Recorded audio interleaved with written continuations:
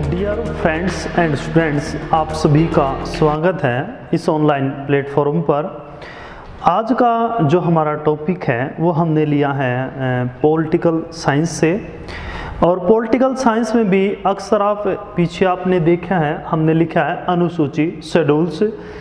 जब हमारा संविधान का निर्माण किया गया, जब हमारा संविधान बनाया गया, शुरुआत में जो हमारी संविधान सभा थी, संविधान सभा ने संविधान का निर्माण किया, ये हम सभी जानते हैं। और ये निर्माण कार्य अगर संविधान सभा ने लगभग 2 वर्ष 11 माह और 18 दिन में ये निर्माण कार्य पूरा किया गया। इसके अंदर अगर हम खर्च की बात करें तो लगभग 64 लाख के आसपास इसके अंदर खर्च आया था। तो 63 लाख कुछ हज़ार रुपये था, तो हम मान लेते हैं लगभग 64 लाख के आसपास इसके अंदर खर्च आया था।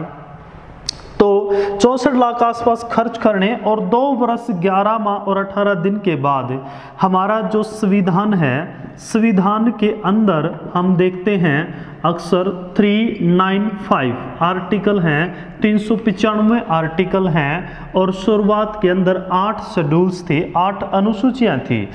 इसके बाद अगर हम वर्तमान की बात करें तो वर्तमान में 12 अनुसूची हैं।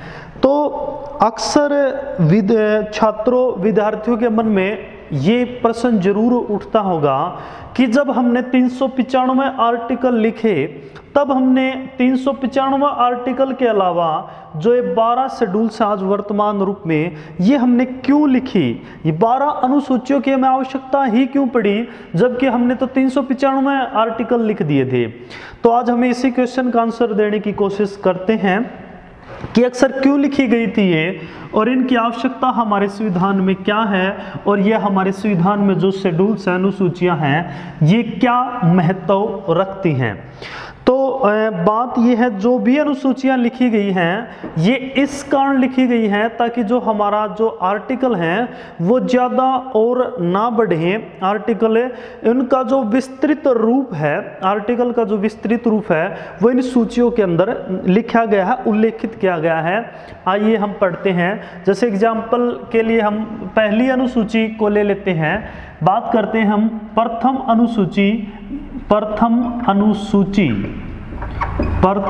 अनुसूची की हम जब बात करते हैं तो पहली अनुसूची के अंदर क्या दिया गया है? पहली अनुसूची के अंदर भारत गणराज्य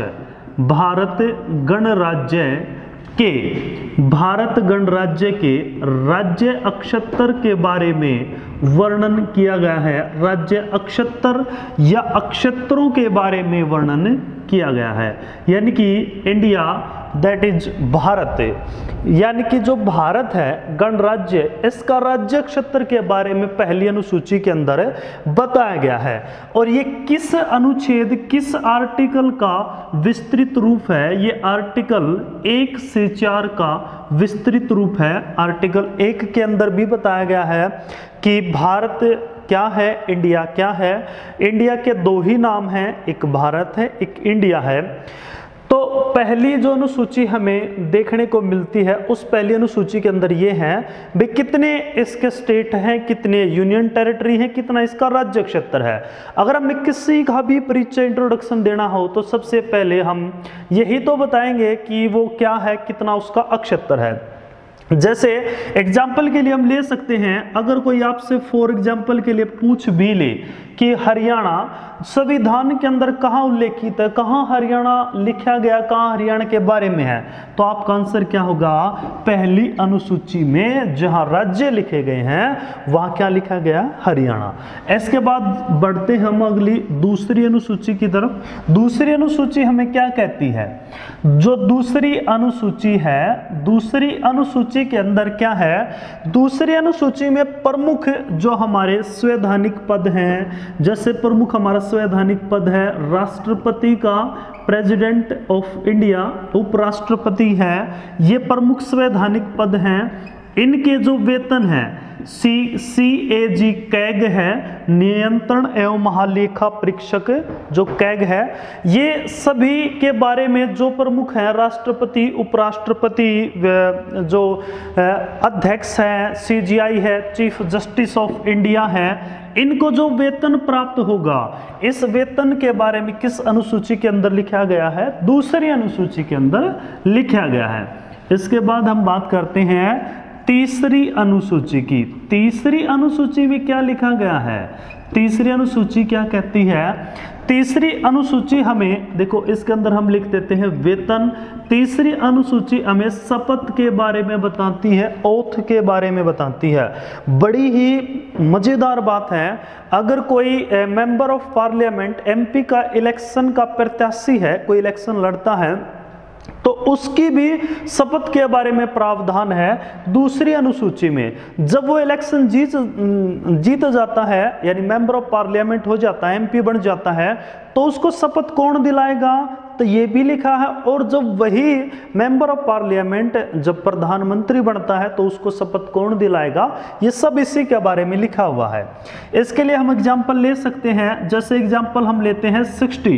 ये किसके बारे में शपथ बताता है? अनुच्छेद 60 बताता है राष्ट्रपति की शपथ।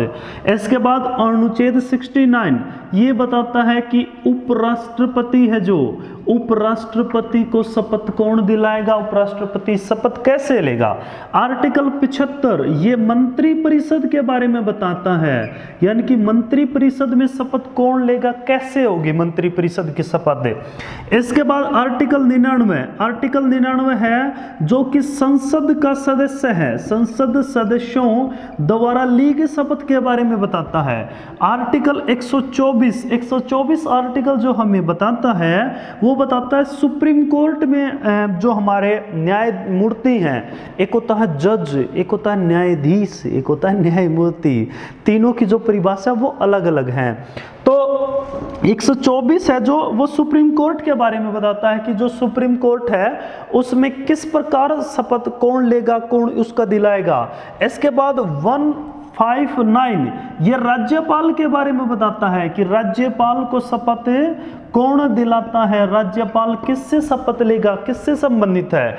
इसके बाद 188 ये MLA के बारे में बताएगा, MLA की शपथ कौन दिलाएगा, MLA को शपथ कौन दिलाता है। उसके बाद आर्टिकल 219 ये हाई कोर्ट से संबंधित है। इतनी सारी बातें देखो, 60 राष्ट्रपति, 69 उपराष्ट्रपति, इन्हीं के बारे में बताता है। हमें किस तीसरी अनुसूची में हमें शपथ के बारे में प्रावधान मिलता है। इसके बाद हम नेक्स्ट पढ़ते हैं चौथी अनुसूची। चौथी अनुसूची ये तो शपथ है। इसके बाद चौथी जो अनुसूची है वो किसके बारे में है? चौथी अनुसूची हमें जो राज्यसभा है, विभिन्न राज्यों में राज्यसभा की सीटों का आवंटन किया गया है। जितने भी हमारे राज्य क्षेत्र है, हरियाणा है, पंजाब है, हिमाचल है, जो भी हमारा यूनियन टेरिटरी है, सब किसमें राज्यसभा की कितने सीटें होंगी, ये किस अनुसूची में है? चौथी अनुसूची में है। और इसके एग्जाम्पल के लिए हम ले सकते हैं आर्टिकल 88। आर्टिकल 88 के अंदर ऐसा लिखा गया है। इसके बाद बात करते हैं पांचवी अनुसूची। पांचवी अनुसूची क्या कहती है? पांचवी अनुसूची अनुसूचित जनजाति, अनुसूचित अक्षत्रों व अनुसूचित जनजाति, अनुसूचित जनजातियों के बारे में बताती है। यानी कि जो अनुसूचित अक्षत्र हैं और अनुसूचित जनजातियों के बारे में बताती है। और इसके लिए हम एग्जाम्पल ले सकते हैं आर्टिकल 244। इसके लिए एग्जाम्पल है आर्टिकल 244। इसके बाद हम आते हैं छठी अनुसूची पर। इसके बाद है 6 अनुसूची। छठी अनुसूची की हम जब बात करते हैं तो छठी अनुसूची के अंदर क्या लिखा गया है? जो छठी अनुसूची है वो असोम जिसका पहले नाम असम हुआ करता था, आज जिसका नाम असोम है, असोम, मेघालय, त्रिपुरा, मेघालय, त्रिपुरा, मिजोरम, और इसी के अंदर 2005 से शामिल कर दिया गया दार्जिलिंग गोरखा पहाड़ी परिषद को इसी के अंदर शामिल कर दिया गया।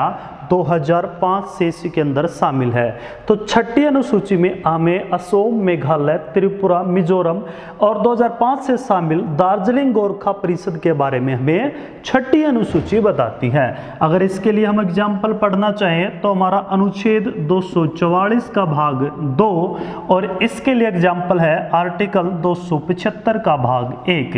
ये हम आज हमने पहली अनुसूची से छठी अनुसूची तक आज की क्लास में हमने पढ़ा और हमने ये जानने का प्रयास किया कि ये अनुसूची बनाई क्यों गई थी, ताकि इनके बारे में जो विस्तृत रूप है, जैसे हमने आर्टिकल 60 है, 69 है, 75 है, जो शपथ के बारे में बताएंगे, उनके बारे में जो प्रावधान है, जो उल्लेख किया गया है, वो इन सूचियों के अंदर किया गया है। और जो हमारा संविधान बना था तो उसके शुरुआत में कितनी अनुसूचियाँ थी? 8 ही अनुसूचियाँ थी। बाद में हमने 4 शेड्यूल्स को अलग से जोड़ा था, उनके बारे में हम नेक्स्ट क्लास में पढ़ेंगे।